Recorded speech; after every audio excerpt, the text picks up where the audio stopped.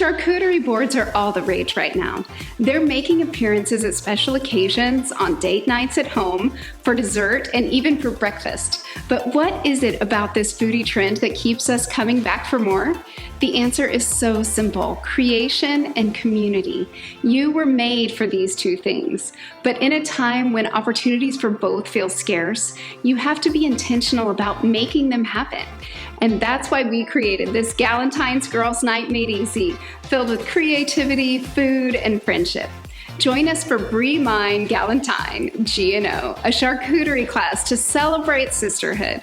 At this girls' night, Rebekah Relander from Fig & Goat will guide you through everything from shopping to her creative process and techniques for building a deliciously beautiful board.